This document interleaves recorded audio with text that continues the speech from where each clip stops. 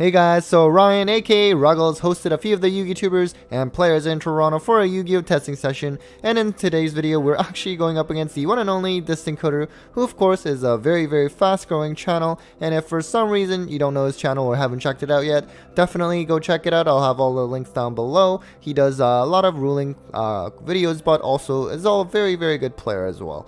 And now a big thanks to Ryan as well for hosting us. You can also check out my previous video where I go up against him with his hero strategy. In this one, Coder will be playing Floowandereeze, and I will be still playing that Cyber Dragon Spright strategy that I brought in my channel not that long ago, but definitely a lot of things to work out with after some of these testing sessions. So Coder is going to start out with the good old reliable Robina, no shifter, at least it doesn't seem that way. And so he's going to add the Eaglin. Oh, I actually do see the shifter in hand. So we do have the Eaglin at this point, and then that's going to add the big boy, the M-Pen. And I guess I also see a crow in his hand as well. So very strong cards against Cyber Dragons. So he's going to go with the M-Pen. I imperm here.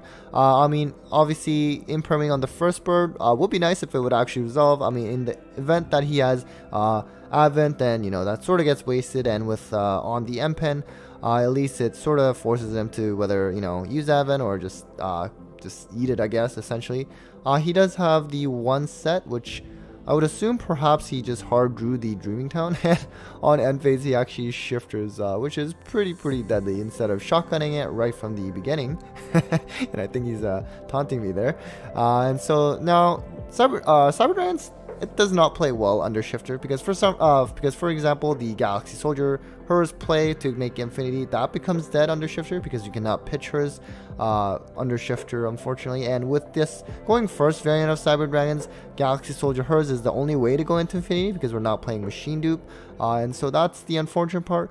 We are going to add with the we're going to add a core with the Cyber Emergency. It's not looking too well, and if you watch my video against Ruggles, I do explain that from a main deck perspective, definitely going second. Not very strong with this particular build, which is kind of ironic, right? Because Cyber Dragons are traditionally a going second deck. But I was trying to make a going first build, because going second in this format, if you're not a deck that can play shifter, it's pretty hard.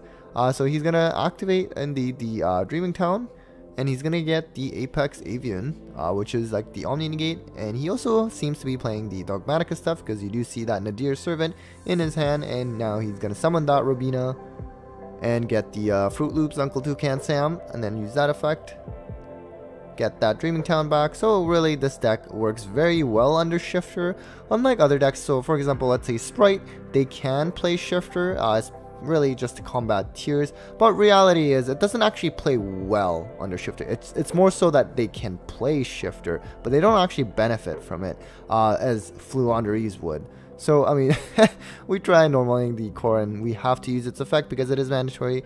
The Apex Avian, of course, the negate is being used right away, and that also gets banished because we're still under shifter, which really hurts. Another thing is that in this particular list, I was not playing Cyberlow Fusion, even though I really wanted to for situations like this where you could eventually put the banished Cyber Dragon monsters back. And it's because, you know, it's kind of clunky as it is, and Cyberlow Fusion, typically when you hard draw it in your opening hand, that's usually not the best of hands. So he's going to start with the Nadir Servant, and I can't quite make out what he's sent there in the extra deck. So he's going to add the Ostrich, the Stree. Next, he's gonna summon that Eaglin, and the Toucan will come back, and it'll add the other big bird. Then we'll just go into a second M-Pen, lots of big bodies, and he's gonna get the map. Next, he'll summon the Fruit Loops, and then also the Eaglin will trigger.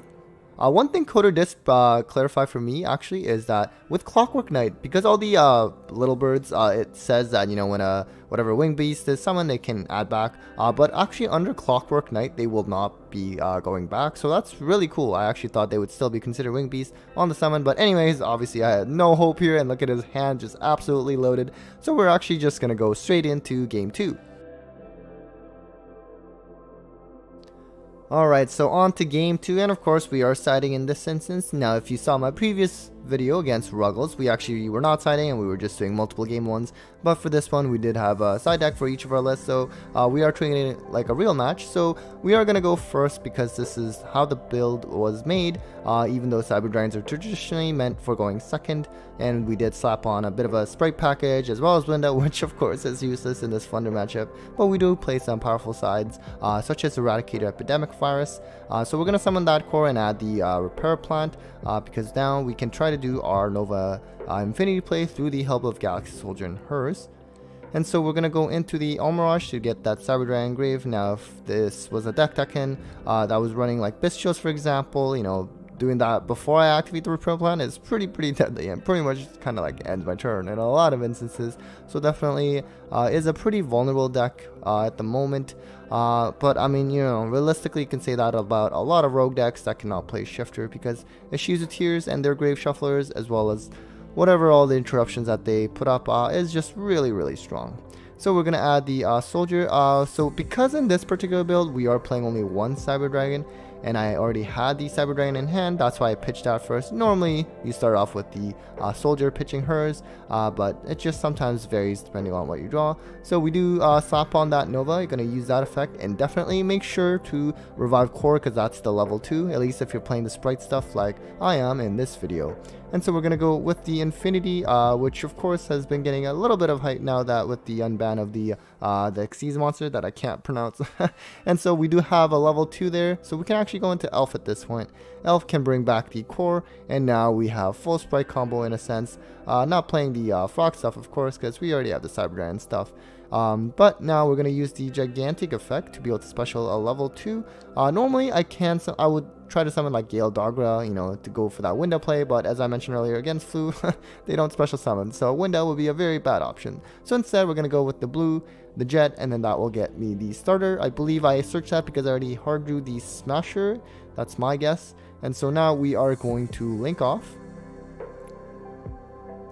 Back to Elf, we already used that effect earlier in the turn, so we can't just bring another body, and we actually want to keep that Gigantic on board anyways because it's at 3200 attack, and I did draw the Eradicator Epidemic Virus, which against Flu is pretty strong. And so this going first board, not terrible, because Eradicator essentially is very difficult to stop. The only way would be really something like on your draw phase, like Droplet and, you know, pitch a trap to have the attack of Gigantic, but really at that point you're just shotgunning with the assumption that they may play Eradicator, which is not really the case this format. So we are going to draw phase Eradicator him by tributing off that Gigantic, and Cutter just scoops on the spot because he has 4 spells and the 1 Rubina, and I do have the Infinity for the Omni Negate, not to mention the Smashers if he were to, let's say for example, get that field spell out, which, you know, we of course would need a level 2. I mean, you could technically go with Elf, but we would revive one from the grave instead. So let's just go into game 3. Alright, so on to game 3, and of course Coder will be going first, and so Flunder, you know, going second against it is pretty tough, especially with Cyber Dragons. Now, back in the days when Anaconda was legal and we had Dragoon, that was actually really strong against Flunder, but we just don't have that anymore, unfortunately. And even with the traditional going second Cyber Dragon build, I think I would still choose to just go first against Flunder because it's just so strong. Like, their back row is strong, their, you know, Windberry statue is just too OP for Cyber Dragons because our normal summon, the baby Cyberners are just too weak. And so on top of that, you know, of course, Featherstorm is a card. It's just, what can you really do with when they flip that on you? And of course, Shifter as well. So Flunder, very strong deck. Definitely gonna be even better with the Defissure Macrocosmos on limits in the list, ban list rather. Next, Coder's gonna start out with the Rubina. I believe my hand was like double Cyclone, a Lightning Storm. I know I had a Carrot. I'm guessing maybe like a Core or something like that, which is good in theory, you know, having multiple back row removal, especially quick play removal, to try to snipe out that Dreaming Town. The problem is, you know, Windberry statue, like I said, is just very strong, so it's nice to have something like Dark Ruler and a combination of like a quick play back row removal, but hopefully we can still snipe out the Dreaming Town before he gets a chance to do it in the main phase. Next, he is going to summon the Windberry statue. I was hoping this card would at least get banned because Featherstorm in itself is also very strong, and he also has 3 sets, which really sucks because you want to, hopefully, just him having fewer sets so that you can snipe out that Dreaming Town at a better chance. He does have that Macrocosmos that he flips right away, and so now we are at a 50-50 situation with the first Cyclone, which ideally we need to hit on the first try. That way we can, we salve it out to Macrocosmos, but the Lightning Storm can now be used on the monsters instead of the back row because the map is very strong. And so we are going to start with the Cosmic Cyclone. This is essentially in the draw phase or standby phase. Doesn't really matter, I can't remember, but as long as it's not the main phase so that he cannot use the Dreaming Town. So we're going to snipe that one card on the 4th zone. Unfortunately, we did not hit the Dreaming Town, and it actually sucks because it was Advent, so now, it really doesn't matter for him. I paid 1,000 to snipe that out. He gains 500 and can just search a Flunder card.